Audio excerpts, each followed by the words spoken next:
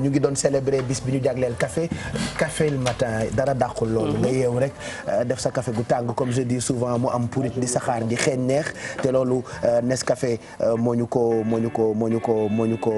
ko tàmmal n'est-ce pas donc tu disais que ñoom déjà ñu ngi def lu am solo par rapport ak protection environnement donc tey dinañu waxtaan ak ñoom ci célébration journée internationale du café sensibiliser sur la gestion des déchets en particulier des déchets plastiques loolu combat la boo xamee ni combat wu Nescafé la et tu as été tellement content bi ko Nescafé tàmbalee Bijou.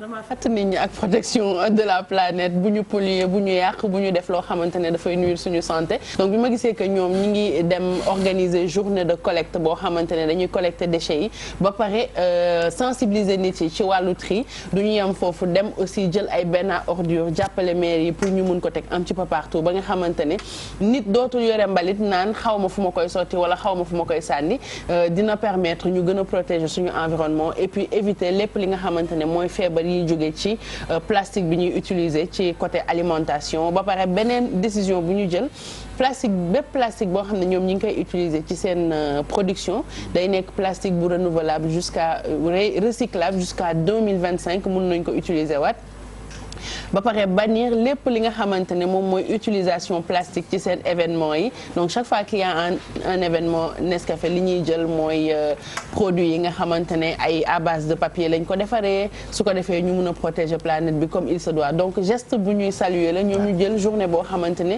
journée internationale du café pour gën ko fësal def ci action yoo xam ne c'est des actions positives pour impacter ci biir société bi c'est pas juste venir travailler jël intérêt bi jël seen xaalis dem seen yoon dañuy def yoo xamante ne dañ koy investir pour population bi yëpp mën ci profiter. yow de mën nga nekk seen ambassadrice ñu ngi ak responsable communication institutionnelle et des affaires publiques bu Nestlé Sénégal Mampane Sakho merci d'être là fan yëpp bi joog ñu lakkal ak Nescafé Nestlé protection environnement bàyyi leen mu si ngeen di sànni donc initiative yi ngeen ci def duggulet Nescafé partout dans le monde yéen a ngi def loolu mais bu Sénégal bi daf ñu neex ba nga xamee ni on s'est dit pourquoi pas ngeen jaar ci yeewu leen bi pour en parler ñu ngi lay nuyu di la ziar Mampane.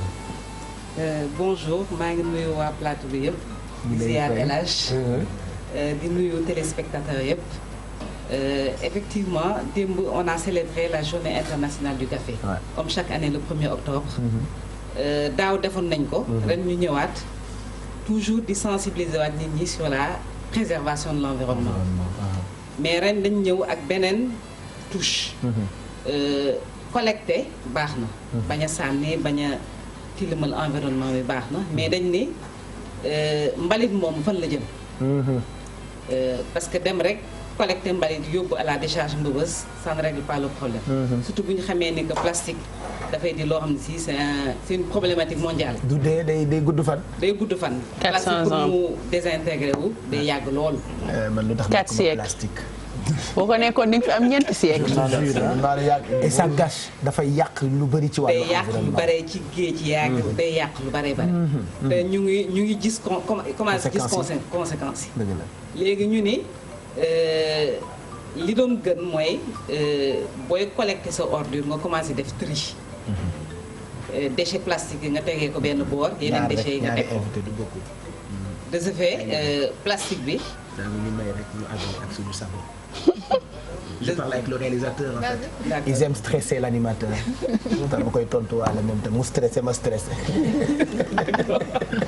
ngeen bokk Nescafé en fait loolu moo tax. naanagul Nescafé xam naa. voilà donc impact yi waaw. donc ñu ni bu ñu defee tri bi plastique yi dinañ ko mën a revaloriser. jox ko beneen vie recycler ko.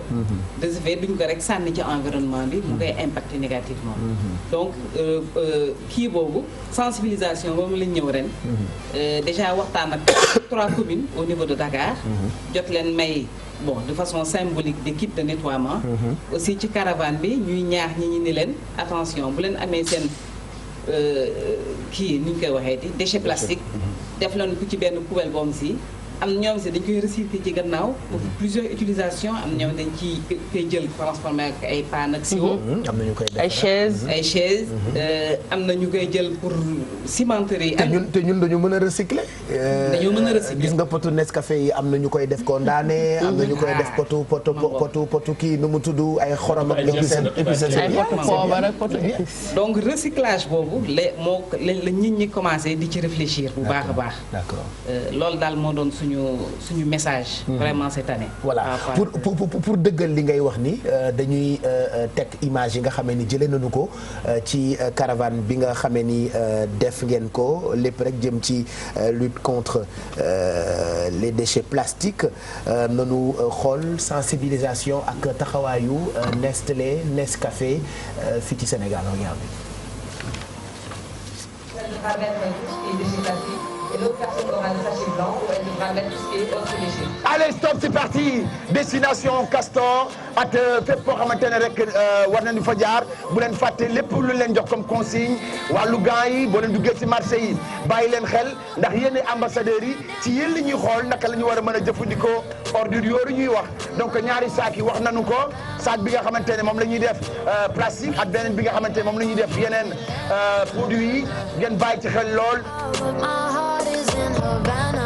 li ñuy def rafet na trop baax na set setal moom dafa baax si dëkk. set setal bi de moom man li ma ci xam mooy dëkk bi war nañ ko defar daal ba mu set wax yàqu dara. li ngeen di def kontaan naa ci lool dégg nga ndax salte baa ngi ñuy rey fii amuñu kenn ku ñu tonne sunu mbalit mi ca kaw ca kanam kontaan naa ca kaw maire boo fee kontaan na. li Sénégal mel quoi li mu salte vraiment bon li ngeen def nii joxe ngeen très belle leçon aux populations quoi.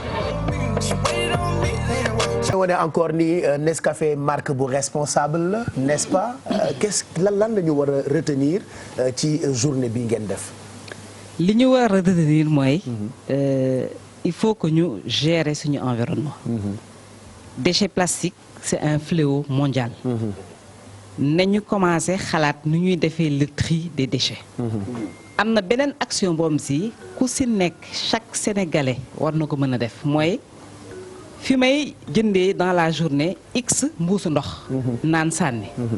naa ut sama benn gourde. def ci sama ndox bu jeexee ma rootaat. je pollue moins. dëgg la. liñ naan nañu diminuer l'usage des plastiques à usage unique. nga xam ne da nga ciy pare sànni. bu demee ba mënul ñàkk. bu mënul ñàkk voilà nga wàññi bu baax. yi nga xam ne mënta ñàkk boo ko utiliser réutiliser ko ba fi mu mën a yem. nga recycler ko. loolu moom képp ci population bi mën na ko def te loolu day tax aussi vraiment déchets plastiques yi wàññeeku. parce que c'est un fléau li muy yàq moom ñu ngi koy commencer gis mais les générations futures seront encore plus impactées. diggante daaw ak ren est-ce que gis ngeen amélioration ci bi ngeen ko tàmbalee di dem ci vers la population ànd ak les riverains pour nettoyage est-ce que gis ngeen ñu ngi commencer maintenant ñoom à tendre vers ça. xam nga nag loolu du une bataille de tous les jours xëy na daaw demoon nañ joxe woon nañu ay poubelles joxoon ko waa UCG ñoom ñu gérer ko ren ñu ne dañu dem ci mairie yi mais gëm naa ne aussi et c'est un peu le feedback bu ñu jot démb gëm naa ne itam dañu war a xëy na yokk action de sensibilisation yi parce que nga ñëw benn ñaari yoon rek doyul parce que changement de comportement la laaj donc day laaj tout le temps donte ay bi ñu waxtaan ak démb waa UCG ñoom am na lu bare lu ñuy def vraiment ci terrain bi démb bi ñuy ànd ak ñoom gis nañ leen ñuy waxtaan ak jaaykat yeeg ñooñu di leen sensibiliser. mais c'est un travail de longue haleine. et je pense que bu ci ku nekk jàppee bu yàggee dina sotti. voilà en tout cas lu am solo loo xamante ni ñu ngi ciy gërëm Nestlé ak markam bi di Nescafé lan ngeen di joxe comme conseil pour sénégalais yi nga xam ne ni ñooy consommer seen produit Nestlé yëpp. pour produit Nestlé xamal leen ni ce sont des marques responsables. parce que lii ñuy wax yëpp ci biti. ñun dañ ko njëkkee suñu biir kër ba pare. dans nos usines. boo demee ci usines yi di nga gis poubelles yi. day am ñetti façon ñu ngi liggéey aussi parce que on utilise du plastique ñu ngi liggéey aussi ci ni ñuy xalaataatee plastique yi ñu utiliser pour les rendre recyclables d'ailleurs dañu am benn engagement d'ici 2025. plastique yi ñu utiliser seront recyclables. donc dañ ko njëkkee suñu biir ba pare door a dem ci biti aussi ñun tam bay suñu waar jàppale xëy na autorités yi nga xam ne ñoo ci liggéey mais li ñuy message bi ñu war a retenir daal moo di environnement bi suñu environnement la ñoo ci dëkk ñun ñoo ko war a préserver na ku ci nekk bu dee benn action bu ndaw mutuée par les 14 millions de Sénégalais que nous sommes bu yàggee dina sotti. Est-ce que pare ngeen pour accompagner parce que dans beaucoup de quartiers am na ay jeunes avertis quand même yuy jóg di organiser ay set setal di organiser ay bisu sensibilisation jëm ci wàllu protection de l'environnement est-ce que Nestlé ak Nescafé pare nañu pour di jàppale ndaw yooyu par exemple ministère de l'environnement par exemple ministère cadre de vie par exemple est-ce que pare ngeen pour bañ ko yemale rek ci journée internationale du café mais di accompagner koñ yi ndaw yi. Effectivement am na ay waxtaan sax ñu commencé tàmbali ak ministère de l'environnement. UCG dinañ leen gis. même yeneen industriels yi. C'est bien ça. ñu booloo nous en tant que secteur privé aussi. ñun tam ñu def suñu wàll. ci xeex bi parce que état mënul lépp. donc yooyu yëpp ay.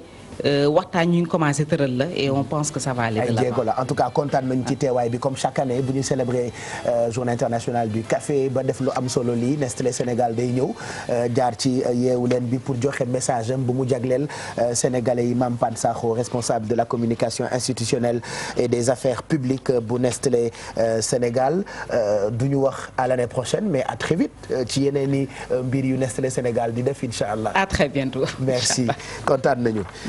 jërëjëf tu as vu ah. j'ai vu ndekete waa ji la ñu woo. alors que yow mii la ñu waroon woo ah. vraiment daal man. léegi waa ji lu mu fa def damay am ay naxar waa dafa wax ba dafa wax ba nit ñi dañoo delloowaat seen plastique yi sax ci tali yi di ko sànni ndax ex ay dex. je sais dama koy tooñ dama ko lakkal moo tax dama ko lakkal merci beaucoup Mame Pane kontaan nañu nga nuyul ñu waa Nestlé Sénégal yëpp merci en tout cas pour tout ce que vous faites pour le Sénégal moo tax barki démb on en a parlé ça nous a tellement plu qu'on s'est dit il faut ngeen jaar ci yeewu leen bi donc Nescafé Nestlé ak ay produits yom yëpp nous sommes fiers de vous et très contents dinañu amaat beneen